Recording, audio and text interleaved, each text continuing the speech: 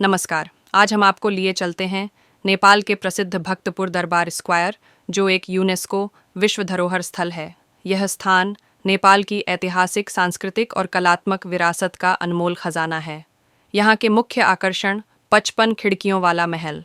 इसे मल्लकाल के राजा भूपतिंद्र मल्ल ने बनवाया था। महल की 55 खिड़कियों में शानदार लकड़ी की नक्काशी देखने लायक है। अब यह एक संग्रहालय है। न्यातपोल मंदिर, नेपाल का सबसे ऊंचा 5 मंजिला मंदिर, जो देवी सिद्ध लक्ष्मी को समर्पित है। इसे 1702 में राजा भूपतिंद्र मल्ल ने बनवाया। मंदिर के आसपास हाथी, शेर और देवताओं की अद्भुत मूर्तियां इसकी भव्यता बढ़ाती हैं। दत्तात्रेय मंदिर, लिच्छवी काल का यह मंदिर दत्तात्रेय त्रिदेव के रूप को समर्पित है। इसे 1427 में राजा यक्ष मल्ल ने बनवाया। मंदिर के पास लकड़ी का एक प्रसिद्ध संग्रहालय और पुख्स पारंपरिक कुआं भी है। यहाँ की विशेषताएं: भक्तपुर न केवल ऐतिहासिक इमारतों के लिए, बल्कि नेवार समुदाय की जीवन शैली, खान पान और कला के लिए भी मशहूर है। नेवारी भोजन, बारा, यौमरी, चतामरी और वुसा जैसे व्यंजन यहाँ की पहचान है। खास तौर पर भक्तपुर का जुजुधो दही, जिसे राजा दही भी कहते हैं, पर्यटकों और स्थानीय लोगों का प्रिय है। हस्तशिल्प और क्यूरियो, लकड़ी की मूर्तियाँ, माटी के बर्तन, टेराकोटा की कलाकृतियाँ और पारंपरिक नेवारी डिजाइन के कपड़े यहाँ खूब बिकते हैं। भारतीय पर्यटकों का आकर्षण धार्मिक और सांस्कृतिक समानताओं के कारण, खासकर दशैं और तिहार के समय, यहाँ भारतीय पर्यटक बड़ी संख्या में आते हैं। भक्तपुर दरबार स्क्वायर एक जीवंत संग्रहालय है, जहाँ इतिहास, कला और संस्कृति की गहराई को महसूस किया जा सकता है। तो जब भी आप नेपाल आएं, इस अद्भुत धरोहर को अपनी यात्रा में ज़रूर शामिल करें। भक्तपुर नेपाल के ऐतिहासिक और सांस्कृतिक रूप से महत्वपूर्ण शहरों में से एक है।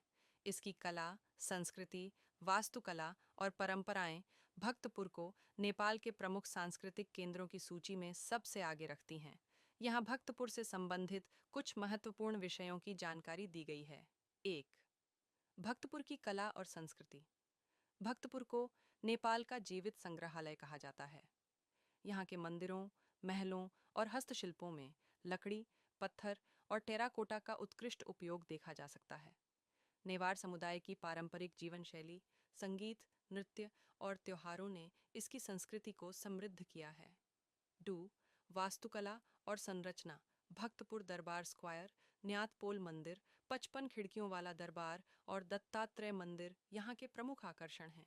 मल्लकाल के दौरान बने मंदिर और महल परिष्कृत लकड़ी के काम और शिल्प कौशल की गवाही देते हैं। संकरी गलियाँ, ईंटों की सड़कें और पारंपरिक घरों की वास्तुकला भक्तपुर की मौलिकता को दर्शाती हैं। 3. क्षेत्र। भक्तपुर एक छोटा लेकिन सांस्कृतिक रूप से सघन शहर है। भक्तपुर जिला 119 वर्ग किलोमीटर में फैला हुआ है। इसने अपने ऐतिहासिक और सांस्कृतिक क्षेत्रों को संरक्षित करते हुए आधुनिक विकास को अपनाया है। 4. भूकंप के बाद भक्तपुर की स्थिति। 2000/72 के गोरखा भूकंप ने भक्तपुर को बहुत नुकसान पहुंचाया। प्राचीन मंदिर, महल और घर ढह गए। हालांकि पुनर्निर्माण कार्य तेजी से आगे बढ़े हैं। यूनेस्को, सरकारी सहायता और स्थानीय निवासियों की भागीदारी से पुरानी संरचनाओं का पुनर्निर्माण किया जा रहा है। 5. जनसंख्या एवं आर्थिक स्थितियाँ। भक्तपुर की जनसंख्या लगभग 81,728 2022 के आंकड़ों के अनुसार है। यहाँ के अधिकतर लोग नेवार समुदाय के हैं। आर्थिक गतिविधियों में कृषि, हस्तशिल्प, पर्यटन व्यवसाय और पारंपरिक नेवारी व्यंजन लोकप्रिय हैं। भक्तपुर मिट्टी के बर्तनों, लकड़ी के हस्तशिल्प और जुजुधो दही के निर्यात के माध्यम से अच्छी आय अर्जित करता है। 6. नेपालियों के हृदय में भक्तपुर का स्थान। भक्तपुर नेपाली लोगों का सांस्कृतिक गौरव है। इसे नेपाल के प्राचीन और समृद्ध इतिहास का प्रमाण माना जाता है। नेपाली भक्तपुर को कला और संस्कृति के संरक्षण के शहर के रूप में सम्मान देते हैं। निष्कर्ष: भक्तपुर इतिहास, संस्कृति और परंपरा का प्रतीक है।